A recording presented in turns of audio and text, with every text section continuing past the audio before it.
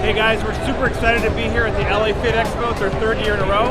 And what we're going to be doing today is we're going to be launching a tasty pastry. It's a low-carb Pop-Tart. It's got 3 to 4 grams of net carbs. And we love this show. This is our best place to be in LA.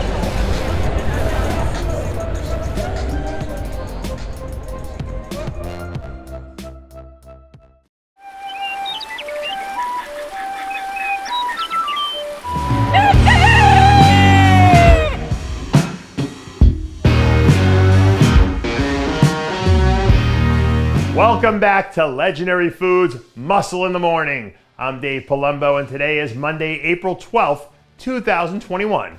And let's find out what's going on in the world of bodybuilding and fitness.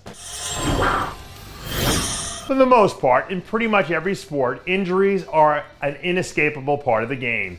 You just can't beat your body up over and over and over again the way some of these athletes do and not get bitten by the injury bug at some point in your career.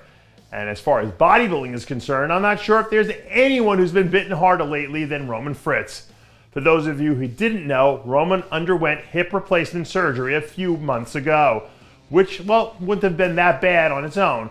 But to make matters worse, while he was in the hospital for the hip replacement, he ended up having a few other health issues that caused him to, well, lose almost 50 pounds of muscle before he was finally discharged a few weeks later.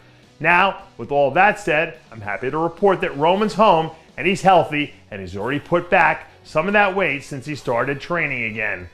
And I'm hoping that this time he can avoid the injury bug and stay healthy, because I still think the fans haven't seen the best of what Roman Fritz has to offer. A few years ago, I started calling the Chicago Pro Bodybuilding's Midsummer Spectacular for 2 reasons.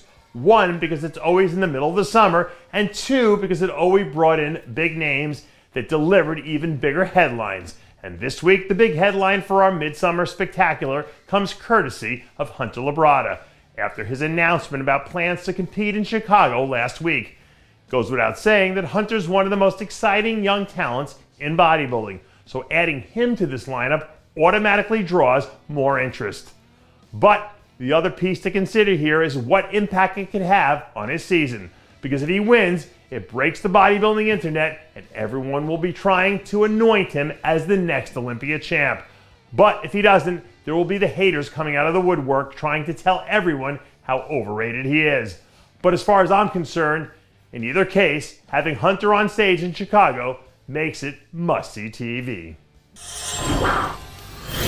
Now, the Chicago Pro is still 3 months away, so there's still plenty of time for us to get into that down the road. But the Pittsburgh Pro is only 3 weeks away, and there are some rumors floating around that Etila Santiago might be about to bring her talents to the Steel City. According to reports, Atila's kept herself within striking distance all year long, and she was seen training in a few gyms near Pittsburgh not too long ago. So you don't have to be a math major to put the 2 and 2 together here. At this point, I think Atila's established herself as someone who can win any show on the schedule in a given night.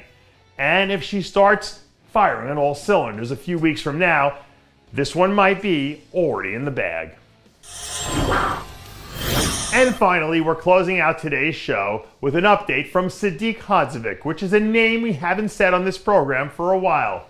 A few days ago, Sadik stirred it up when he released a video hitting a few mandatory poses that showed off all the aesthetics and conditioning that made him an Olympia title contender once upon a time. Now, just to be clear, I'm not sure when this video was shot or if Sadik had any plans to compete again. All I'm saying is that he looks like he could. Does that mean that he'd be a potential title contender in classic physique again? No, probably not. The division has changed a lot over the last few years, but he still has a level of star power that very few people in the division have. So if he is planning to get back on the horse, I think his presence alone makes whatever show he's in 10 times more interesting. And that does it for yet another edition of Muscle in the Morning. I'm Dave Palumbo, reminding you to always be true to your passions, and make sure to follow us on Facebook, Twitter, and Instagram.